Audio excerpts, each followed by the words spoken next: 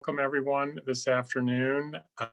This is the second program in the Kansas and Missouri Cancer Research Highlights Series. This is sponsored by the Masonic Cancer Alliance and the University of Kansas Cancer Center. On behalf of the MCA staff and the KU staff, we appreciate you taking time out of your very busy schedules to be with us. As Hope said, I'm Dr. Gary Doolittle. I'm the medical director for the Masonic Cancer Alliance and a medical oncologist at KU Cancer Center. I'll be moderating for our speakers, our upcoming speakers. First, a couple of housekeeping items. This Zoom session is being recorded. All participants will be muted throughout the program. If you'd like to submit a question, please type it into your chat box and the MCA staff will be monitoring and we'll share those questions with our presenters. If you have any technical difficulties during the program, don't hesitate to post them in the chat and we'll try to help you get back on.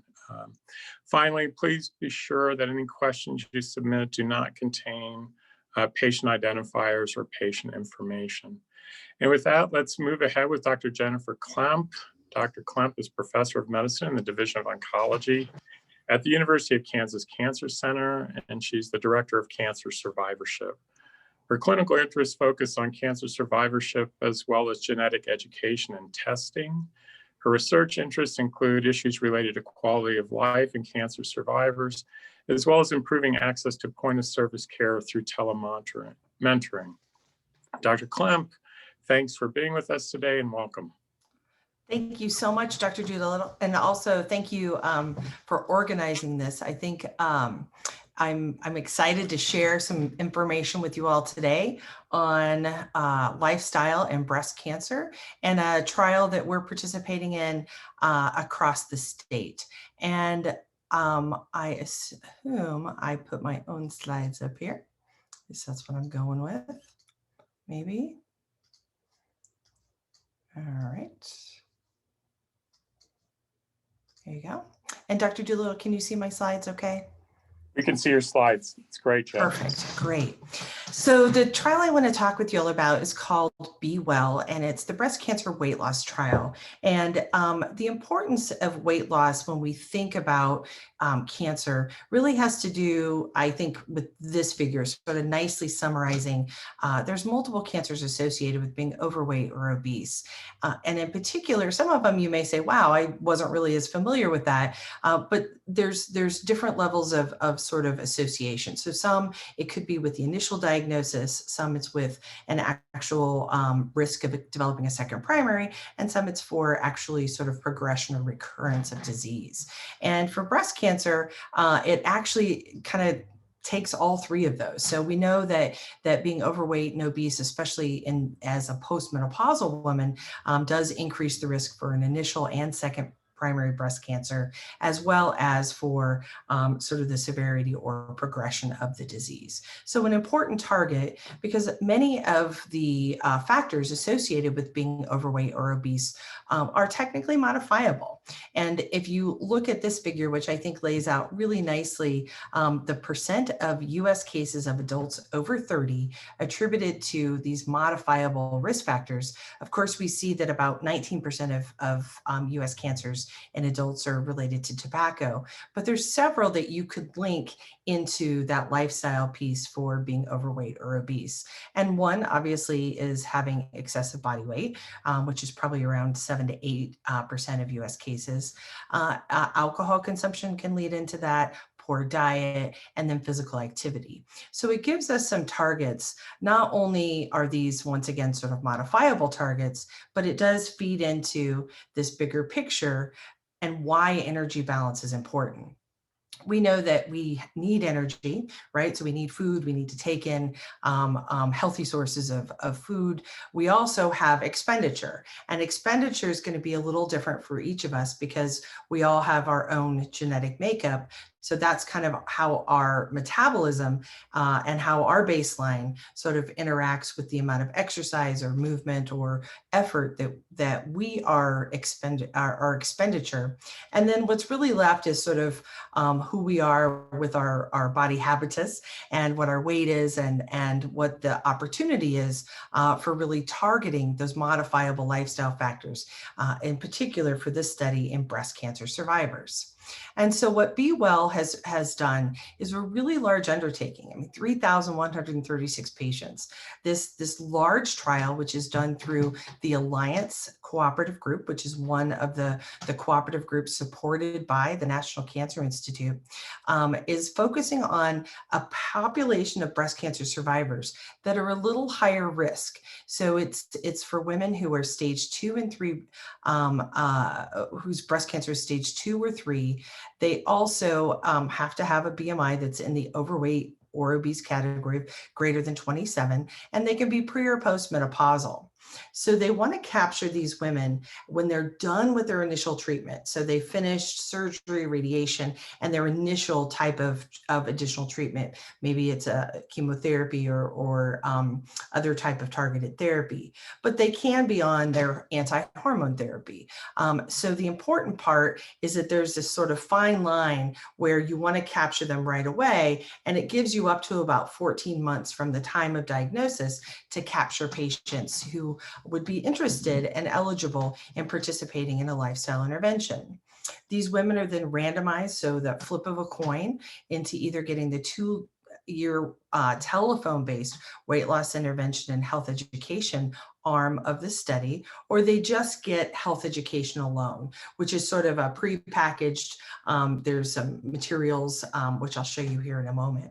So the hardest part is really with patients who do get multiple types of therapy, it's really hard to catch them in that window of opportunity where they finish therapy and it's before kind of that 14-month. So it requires some tracking, and it requires, I think, some of the patients to also, who are interested, to be presented with this opportunity earlier so they can kind of pay attention as they finish and take that opportunity to explore being part of this study. The study is, as you can see, it references the sponsor, and this is housed out of the Dana-Farber Cancer Institute, and the primary investigator is Dr. Jennifer Lickabell, who's really been working in this space for a long time, and I think has done a really great job developing such a large study that is the first real large study looking at weight loss in regards to the primary objective, which is what does the disease-free survival of invasive breast cancer, meaning would you have less amount of cancers at the end of the intervention in the arm that got the 2-year phone-based plus health education versus just the health education alone. So it really does answer a question that's been really hard to answer and kind of takes it to the next level of looking at cancer as the endpoint, not just weight loss or change in maybe your insulin or other factors that oftentimes are looked at as primary outcomes in weight loss trials. So this is one of the first studies tackling this really big and important question. So what this program looks like, as I said, is a 2-year phone-based weight loss program. And so during COVID, it's been perfect because they have been fully operational. It is delivered through 42 phone calls, so it makes it accessible. And they also give you this weight loss workbook. And the weight loss workbook is also what the other group who just gets the health education, they get that same workbook. They are paired with a coach, and you have the same coach, which is at the call center at the Dana-Farber Cancer Institute in Boston. And they get some additional tools if you're randomized to the telephone-based side of this program, which is a Fitbit, some protein shakes, a cookbook, and some other types of magazines and kind of handouts, as well as a wireless scale. So the cool part is that it's also paired with the health coach and a website, which shows you and tracks for you with that Fitbit and the scale, sort of exercise and weight. And so you get these nice graphs, and it imports it directly. So you don't have to actually do that yourself. And then it also gives you a secure portal so that you can do your phone calls actually through the computer, if the computer is set up for that, or of course by phone as well. Provides a way to securely message, and then it gives you your calendar, your schedule. And for the researchers, it can also record that, because one of the things that's important on the researchers' end is that they could listen to those health coaches to make sure that patients and participants are getting a similar message. And it's kind of a quality control check in regards to the researchers and health coaches' message. And so that's the measure of quality of this study. So during COVID, they did a few additional things, doing some demonstrations of healthy cooking. They've done streamed classes of yoga. And then now they have some monthly virtual walking sessions so you can participate with other members, but really trying to make it focused on getting people active and being able to respond, unfortunately, to the challenges that COVID has presented.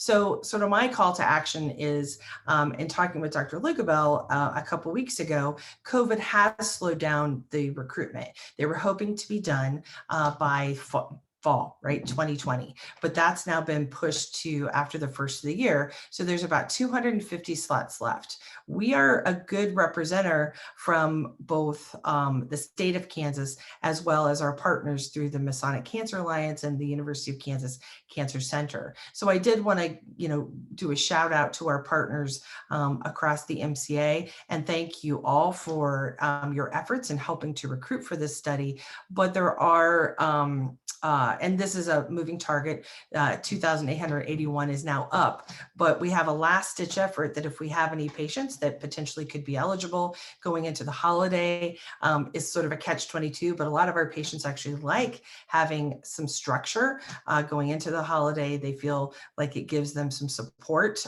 during a time when they traditionally would gain additional weight. So I think that as we think about those next steps and helping to answer this very important question, we can also provide this great opportunity to our patients and survivors across Kansas. So I want to see if there's any questions. Here's my contact information. If any of you are interested or have patients that may be interested, we did put the standard MCA email address, and we can connect you with the coordinator at that site because as you can see, there's quite a few people involved across the MCA. So please feel free to reach out and let me know if you have any questions. So Dr. Doolittle, I'll turn it back over to you and see if we have any questions. Thanks, Dr. Klemp. That was great. Hope, I know you sent a message out. Do we have any questions for Dr. Klemp? So the first question that we have for Dr. Klemp is, if this turns out to work, how would this get put into practice across the nation? Right. So one of the challenges that we have faced in cancer is that we would love to be able to bill for things like many of us who are interested in cancer rehab.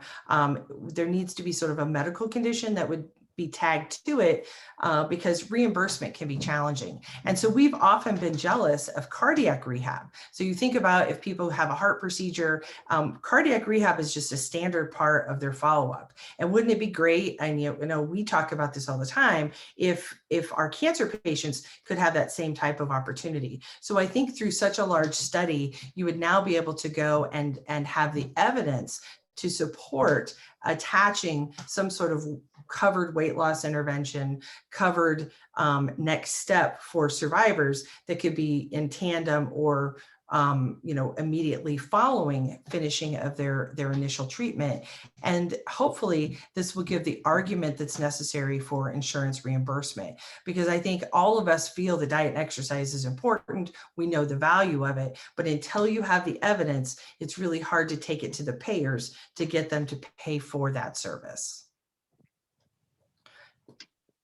Thank you, Dr. Klemp. The other question that I received was related to the endpoint that you talked about, the whether or not it impacts the cancer outcome. How long will that take to really know if it's made that difference?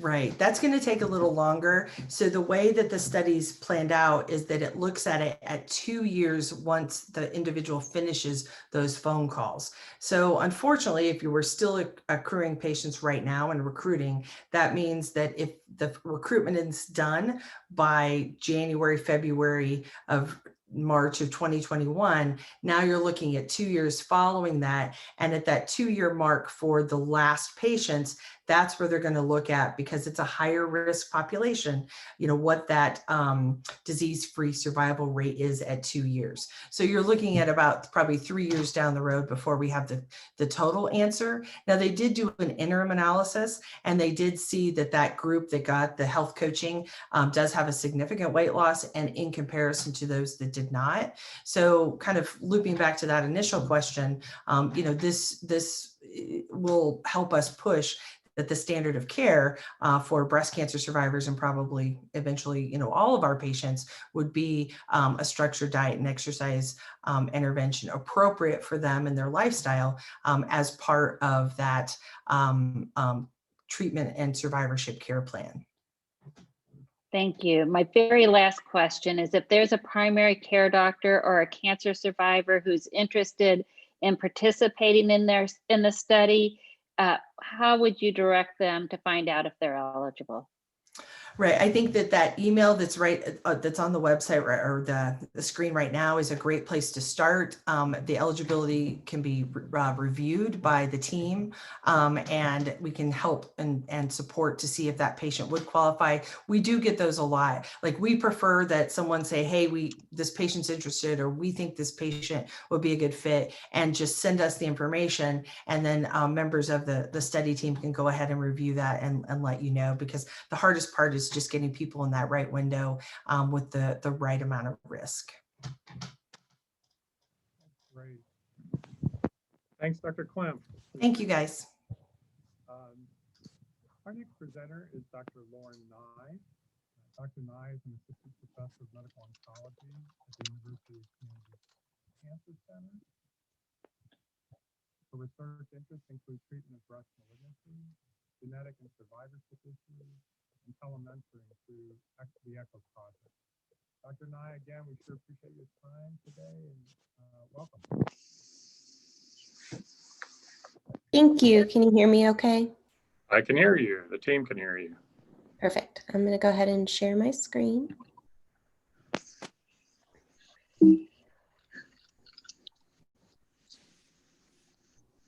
And can everyone see my slides okay? Yes. We can. Great. Thank you. Thank you. Perfect. Hi, I'm Dr. Lauren Nye, and I will be presenting our work on ePOST BC, incorporating tele-mentoring into practice, efficacy of point-of-service testing in breast cancer, which is a project led by our group at the KU Cancer Center and the Masonic Cancer Alliance, and we're excited to share it with you today. So it's estimated that over 300,000 breast cancers will be diagnosed in the United States this year, and as high as 14% may be related to a hereditary cancer syndrome. Genetic testing in the setting of breast cancer can influence treatment, future screening, as well as cascade testing for other family members. We also know that genetic testing for eligible patients in clinical practice is hindered by multiple barriers, including time, available workforce, cost, lack of organizational pathways, provider knowledge, as well as health disparities.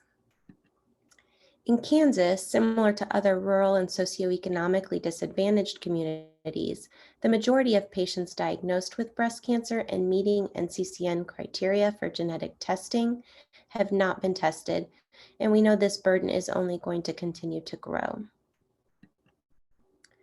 So we initiated a multi-component quality improvement and educational intervention utilizing what's called Project ECHO to improve the knowledge and practice gaps among community and rural oncology providers surrounding genetic testing in patients diagnosed with breast cancer. and we aim to provide tools to allow genetic education and testing to be incorporated into clinical practice, so into the clinical space between the oncologist and the oncology care team. Project ECHO, which stands for Extension for Community Healthcare Outcomes, is a combination of didactic and case-based learning focused on knowledge as well as change in practice. It uses a hub and spoke-based model where content matter experts are at the hub and they're connected to community care teams across the state, or in some cases across the country or across the world. 10 rural and community cancer teams from the Masonic Cancer Alliance were invited to participate. Provider and practice readiness was assessed using the Organizational Readiness for Implementing Change survey, which is a standardized survey. REDCap database was used for all registration, surveys, and data collection. And then there was an optional process improvement component, which included workflow analysis for their cancer center, data collection on a number of analytic cases of breast cancer, and the number of women or men diagnosed with breast cancer who had undergone genetic counseling and testing. So this map demonstrates the locations of the participating cancer centers across our state, and we were really overwhelmed with those interested in participating, and you can see that we really touched over most of our state. 5 one-hour Project ECHO sessions were hosted over Zoom, so just like this, and they covered the clinical process for genetic testing, guidelines for testing and hereditary cancer syndromes, interpretation of test results, personalizing oncology care, and the multidisciplinary approach to the management of hereditary cancer. There was also a toolkit hosted on the main webpage, which will be at the end of this presentation, which included additional materials, references, and tools that could be used within the clinic space.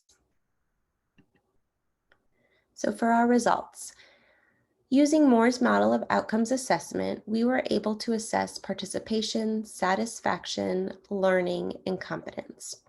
We had a total of 76 Cancer Center staff participants in this project. The majority were clinical staff, including nurses, physicians, and advanced practice providers. We surveyed participants on their preferred mode of engagement in the Project ECHO sessions, and the vast majority preferred the use of the chat box to interact with the group over raising their hand or asking a question over the video. Only about half of participants utilized the video during the sessions, although this was strongly encouraged. And that's one of the bases of Project ECHO, is they want everybody to engage and build a community of practice. But people are really busy, and so for being able to stop and spend an hour of their time each month participating in the ECHO, it was easier if they could have the video off in case they were in a busy office or even driving. Our team created the webpage that hosted the schedule, PowerPoints, and didactic material, and recorded sessions, as well as a toolkit with references for incorporating cancer genetic testing into practice. So this chart on the right, should be your right, shows the ePOST BC website analytics. So we had over 500 unique page views, 41 hits accessing the session recordings. So each part of the Project ECHO session, the 15 or 20 minutes of didactics, was uploaded to the website, and then 80 hits accessing the toolkit. So organizational readiness was assessed using the standardized organizational readiness for implementing change survey. So the first 6 questions of this survey look at perceived commitment to change by the organization, and the final 6 questions of the survey measure the perceived ability of the organization to implement change. The survey uses a 5-point Likert scale, from 1 being disagree to 5 being agree, and most participants agreed or somewhat agreed that their organization was committed to implementing change and for point of service testing within their clinics. There were more neutral responses, neither agree nor disagree, to the perceived ability of the organization to implement change. Higher levels of evidence measuring knowledge and competence were demonstrated by self-reported improvements to access and evidence-based care, utilization of guidelines, decreased barriers to timely genetic testing, increase in the number of eligible patients with breast cancer who had undergone genetic testing, and incorporating shared decision-making concepts into their practice. All participants reported good or outstanding level of achievement in these areas after session 5. Over half of the participants reported an increase in genetic testing of patients since the completion of the echo, and the main barrier for them to implementing genetic testing in the clinic was related to staffing. We did see lower levels of engagement in the process improvement portion of the project, and the level of engagement was impacted by having an identified clinic champion, so somebody like a provider, organizational commitment from their cancer center, and a motivator such as accreditation or business development. ePOST BC demonstrated that rural and community oncology providers are interested and willing to engage in tele-mentoring to improve implementation of point-of-service cancer genetic education and testing. We know that tele-mentoring improves provider knowledge and implementation of testing, and we saw that measuring higher levels of change, such as testing completion for eligible patients in a practice, is very difficult in a community setting without intensive data collection.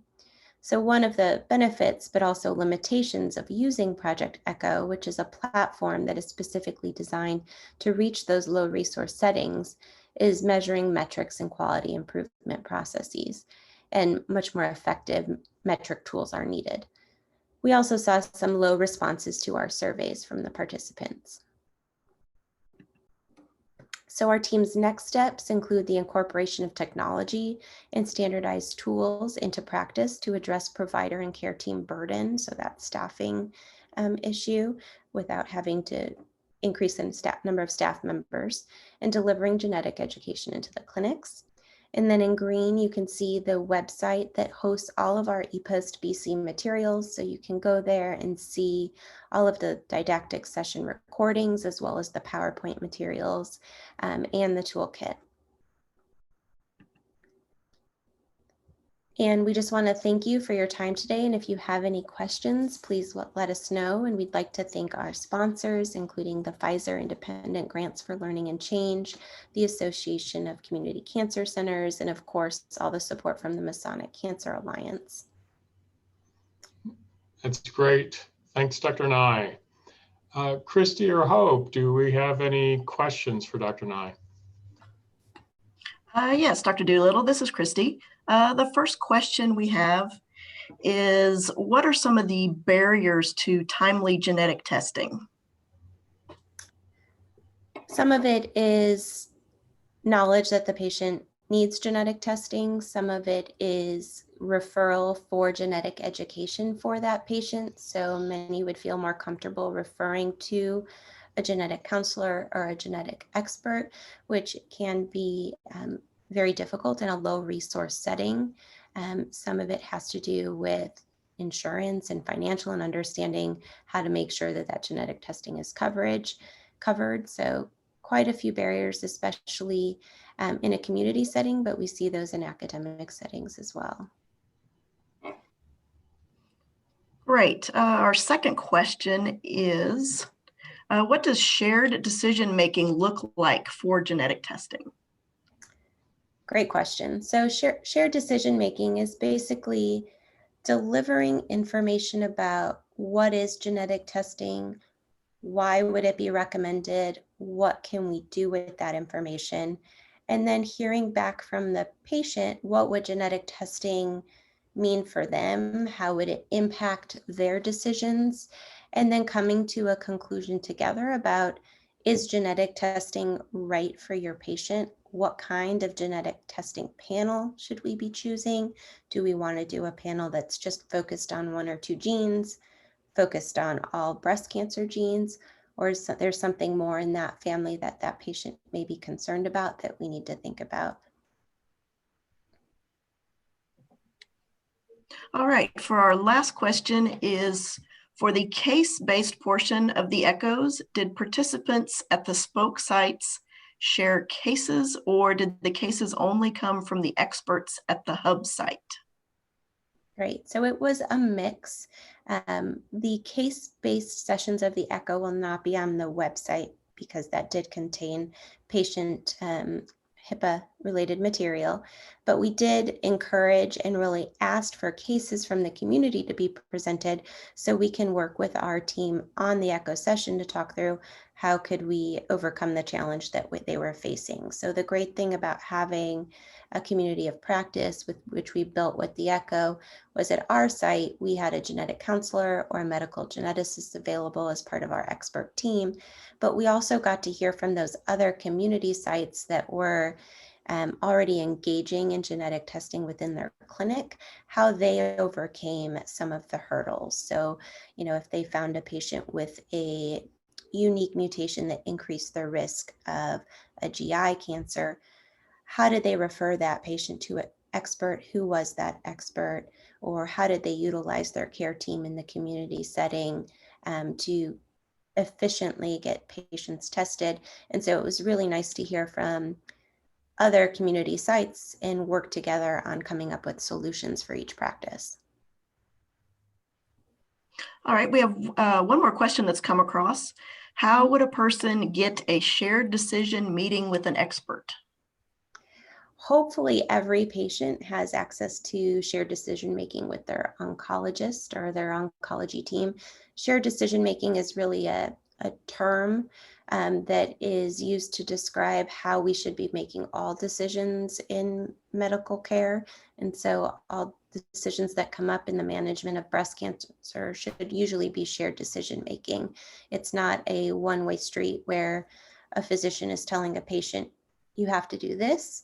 The physician should be, or provider should be, providing insight as to what the recommendation is, what they think the best treatment may be, or the best test may be, and then hearing from the patient what's their life like, what are their goals, and helping each other come to the best decision for that patient. That's really what personalized medicine is, and that's the direction that all oncology is going. So hopefully everybody has access to shared decision making. Oh, we have one more. In regards to genetics, we can see a patient for telemedicine consultation via the MCA or support you in taking care of your patient close to home. Perfect. So that's yes. From Dr. Klemp. Yes. So hopefully everybody knows that we do have access to genetic education via telehealth. And the MCA has really been a leader in that for a long time and been providing that. It's just making sure that everyone is aware of what resources that they have.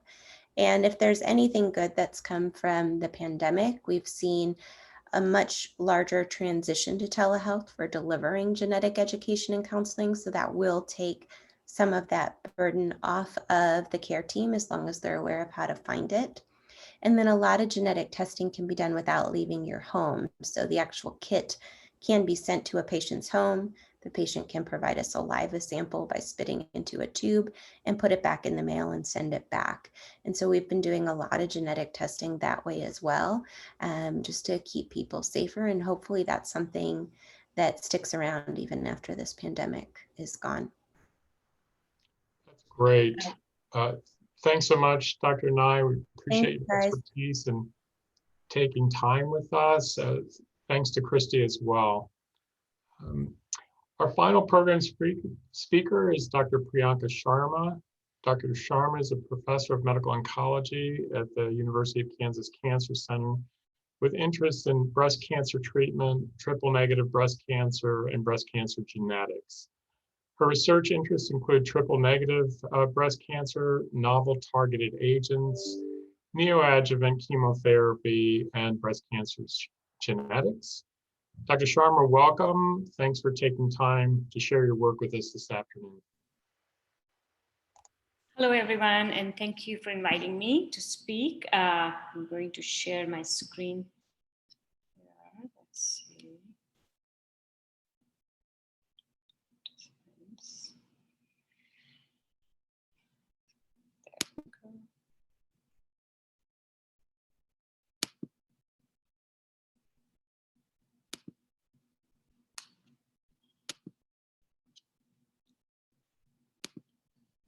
Okay, can everyone see my screen? No, we Yes, cannot. we cannot see your screen, Dr. Sharma. Okay, let's try this again. Let's see. Stop share.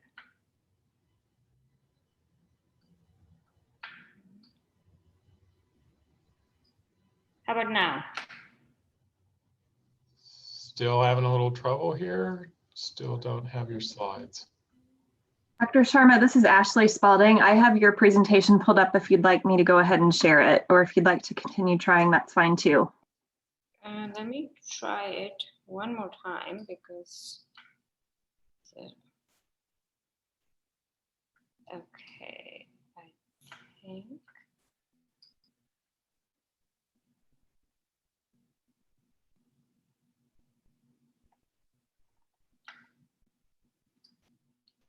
I think this should work. Let's try it one more time. Otherwise, I will have you do it.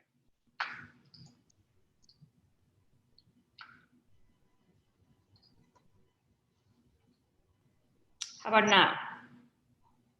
Yes. Okay. Well, there you go. We got you. That's great. Thank you. Okay.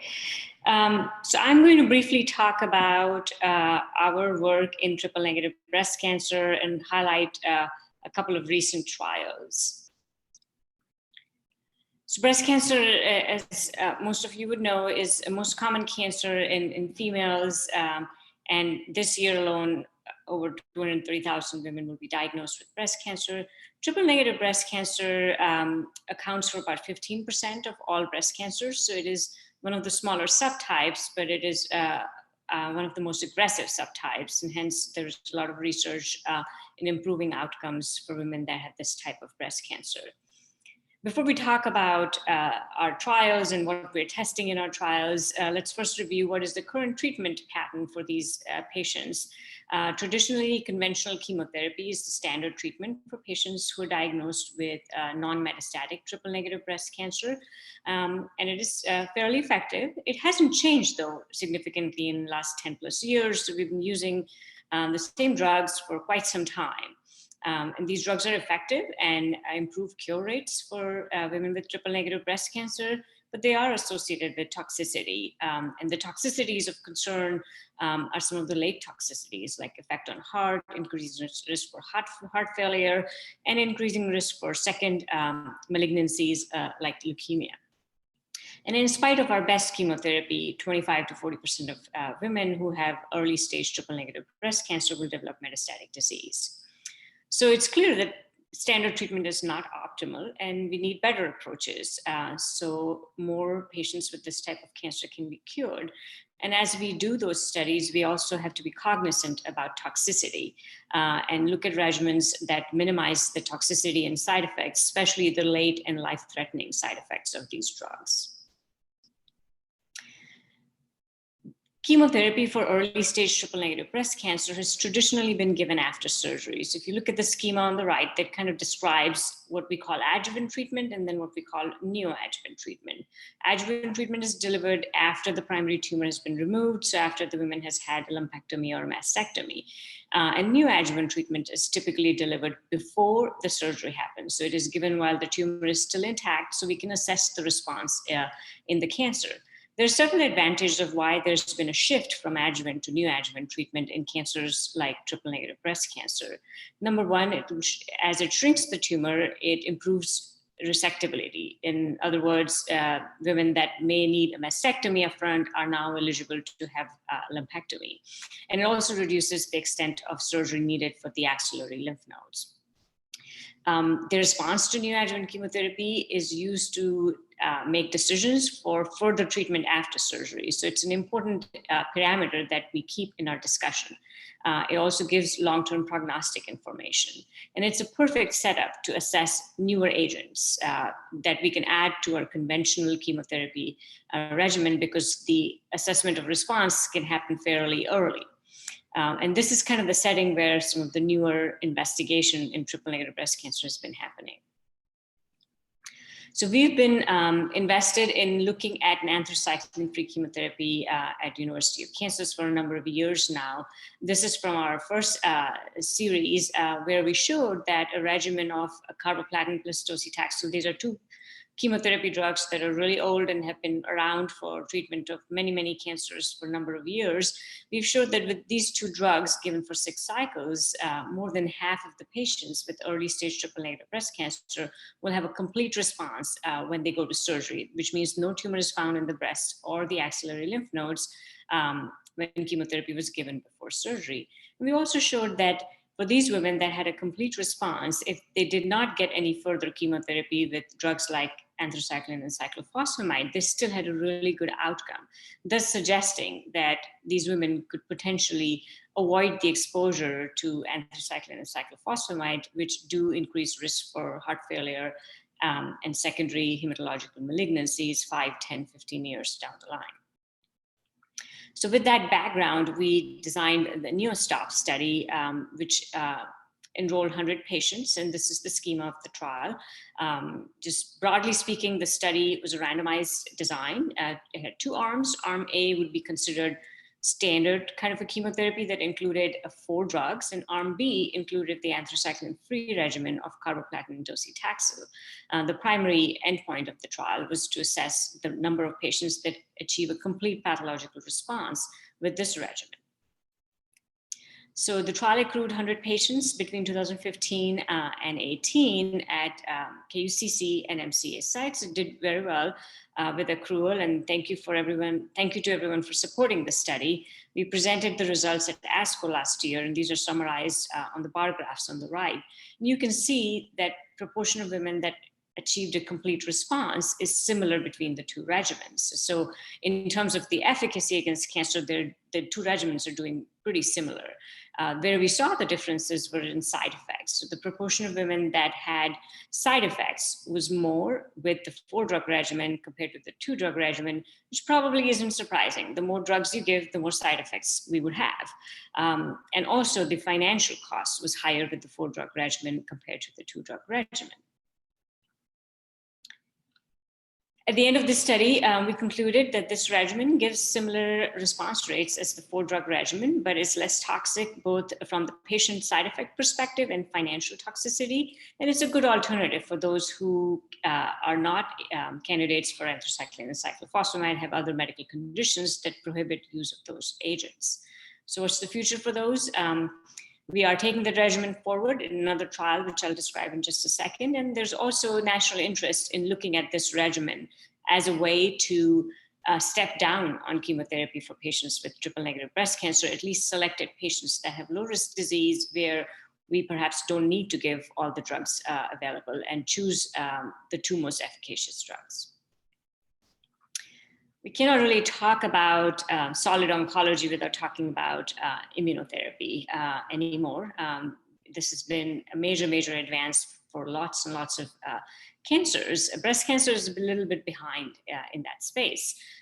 It's not a very immunogenic cancer. So that's why immunotherapy hasn't been that remarkably successful overall in breast cancer, except for triple negative breast cancer, which kind of is on the higher end of the spectrum in terms of being immunogenic. So it was considered a good candidate subtype to study immunotherapy.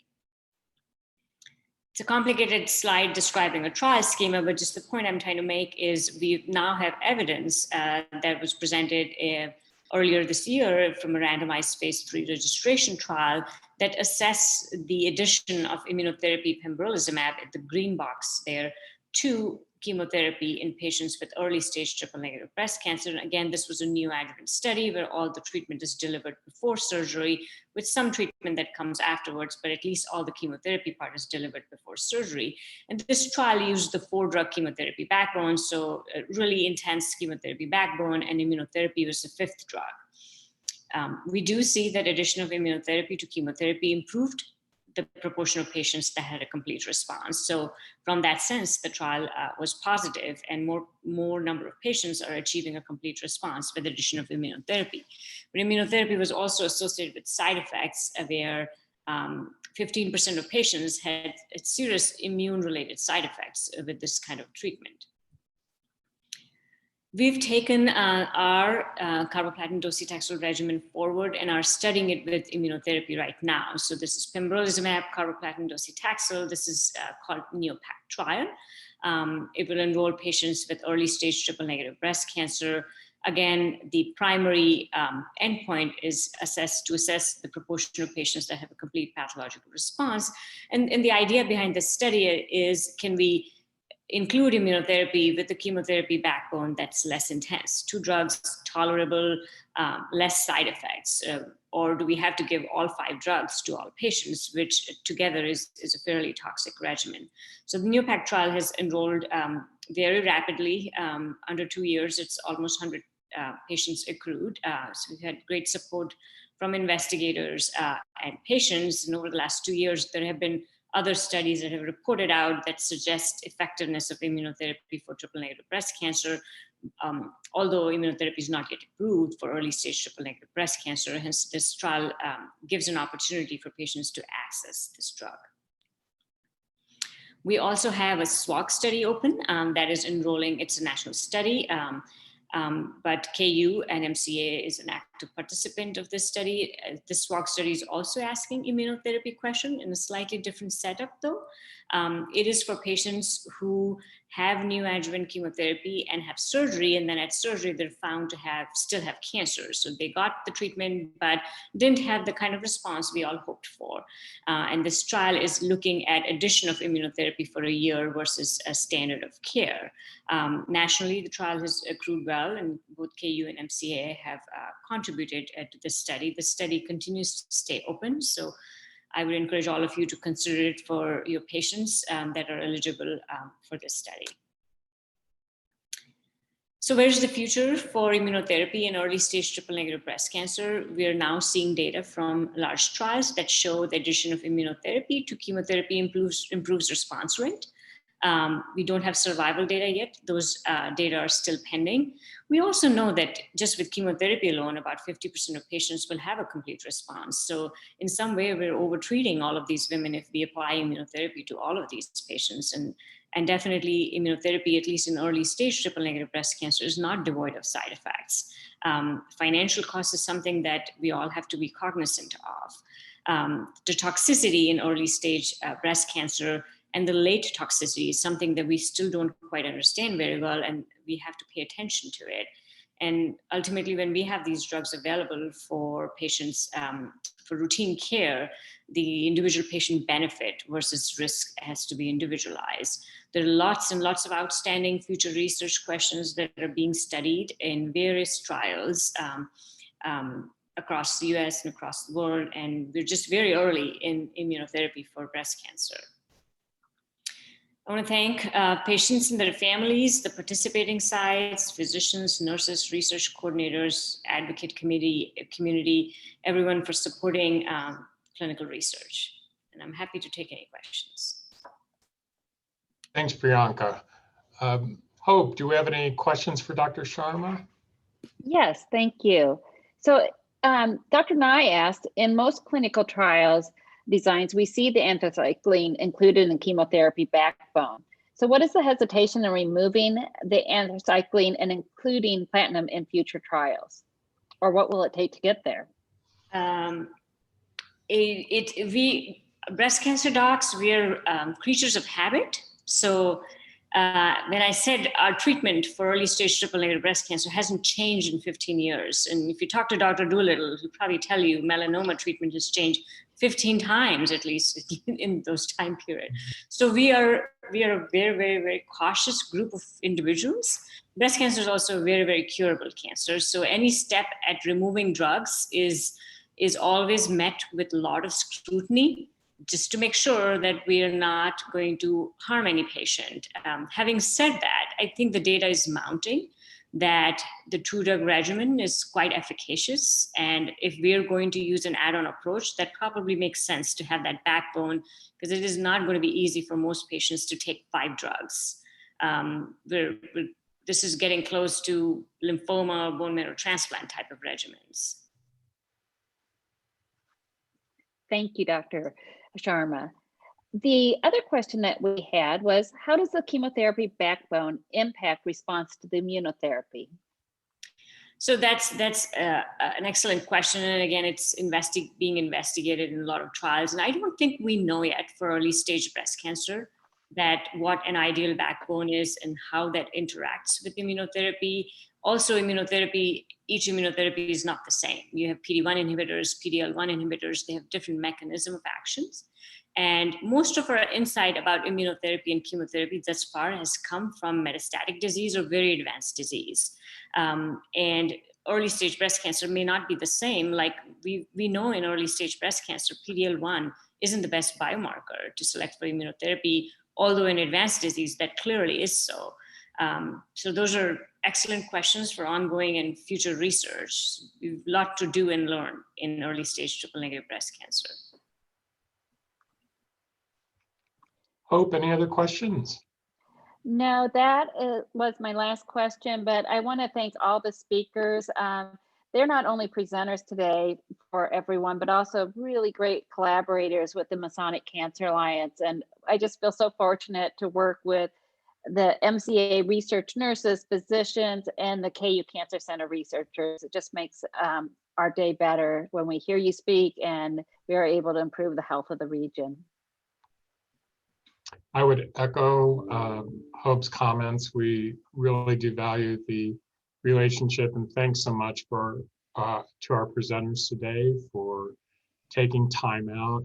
If we happen to miss your question, be sure to reach out to the Masonic Cancer Alliance website, so www.masoniccanceralliance.org. Again, thanks to the presenters, and a special thanks for all of you joining us.